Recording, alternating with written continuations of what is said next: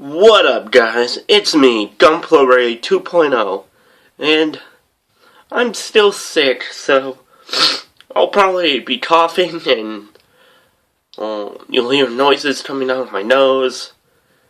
I'm trying to be funny, but this is my out-of-box review for the high-grade 1/144th scale Gundam Kimaris Vidar from the second season of Iron-Blooded Orphans.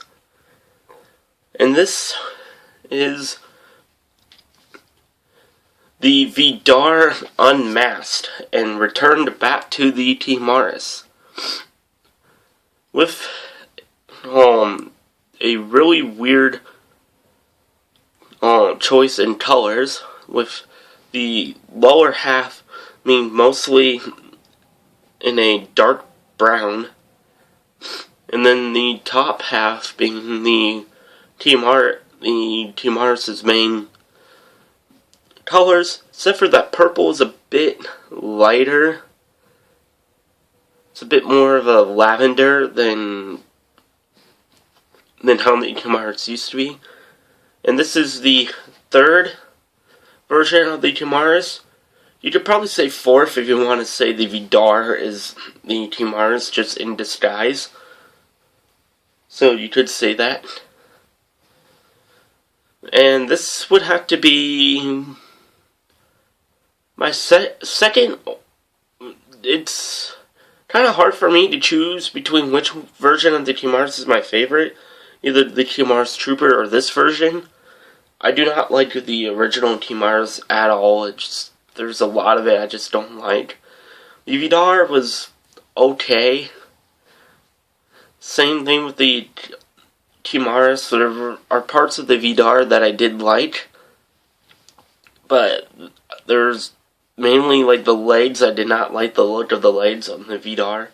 If I ever were to get that kit, I will do some heavy modifications, and I will do like some repainting.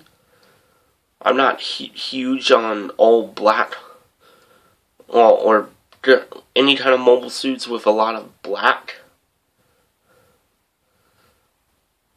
But yeah, now I'm just rambling on here. But let's talk about this kit.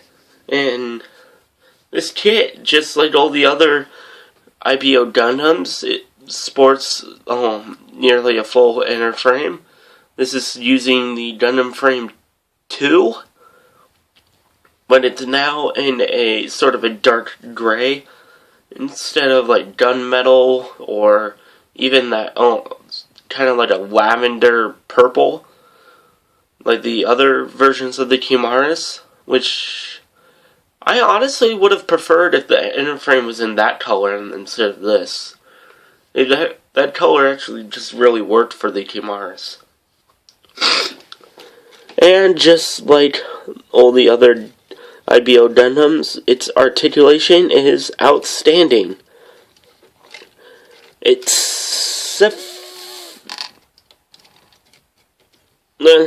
Yeah, there isn't really much complaints I could say about the articulation. And let's just briefly go over that. Head. And I'm just going to move it all around. Shoulders. Wrist. Torso. Front skirts. You can clip those. Side skirts move out.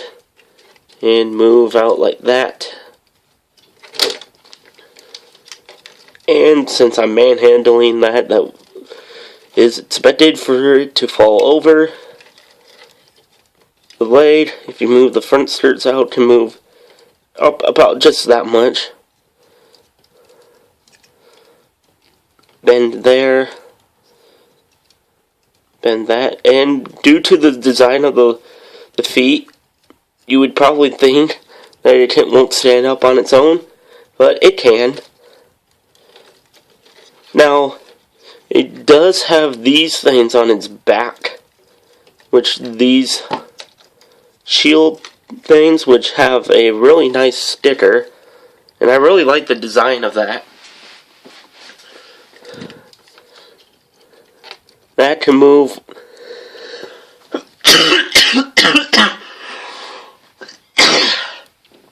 Sorry, like I said, I'm kind of sick right now, but that's not going to keep me from doing reviews.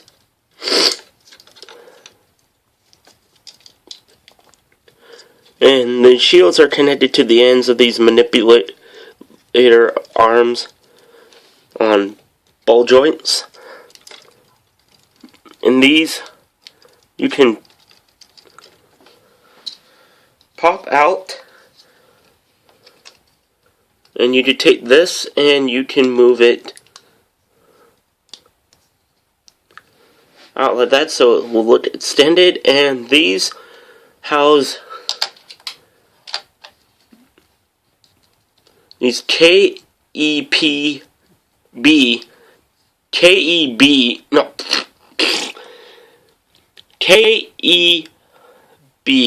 bullets, which are essentially like these Dine Slave type projectiles. And these just slide in, and they can be fired out through this. Or, because since I'm done with the articulation, we'll talk about the accessories. These can... everything just likes to fall down. Stupid box. They can be used with the Kimaris' main weapon, which is the drill lance. And these are it's in the same color as the lower legs. This sort of like really dark brown. And then there's a huge yellow piece for in there. And you do get a dedicated holding hand. This is the only optional hand that you get with this kit. And sadly, you cannot spin this part. That would have been nice if Bandai would have constructed this in such a way where you can like spin this part around. You could kind of do it because of the handle and the way it fits in the hand, but it's not loose or anything, which is nice. And that, you could just swap that hand out for this, and for the KEB bullet, you could just slide that in here, and this can articulate in such a way where you can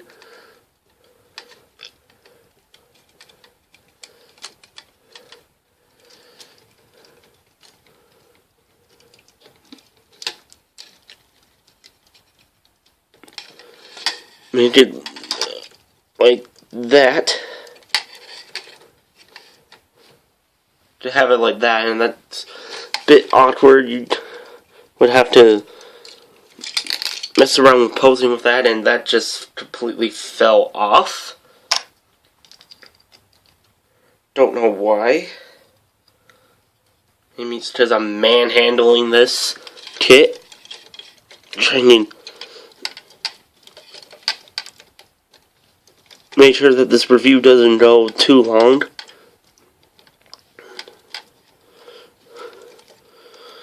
Yeah, the other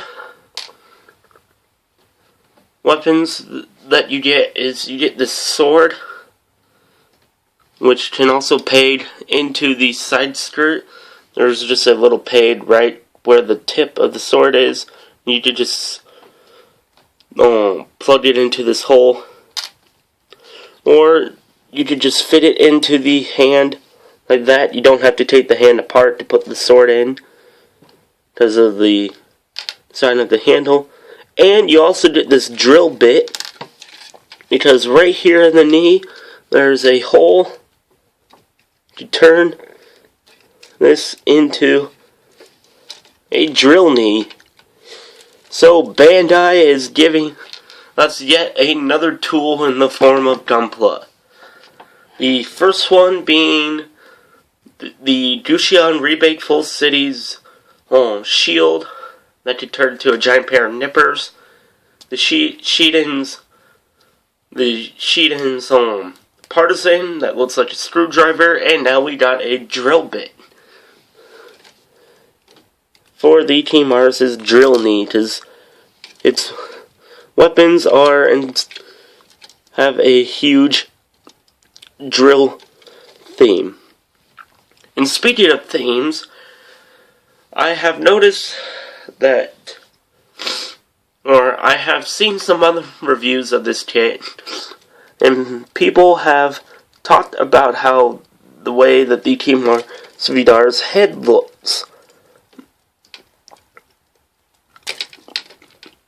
And I'm going with what Meta Gaikotsu said, because I agree with him that this looks very nautical.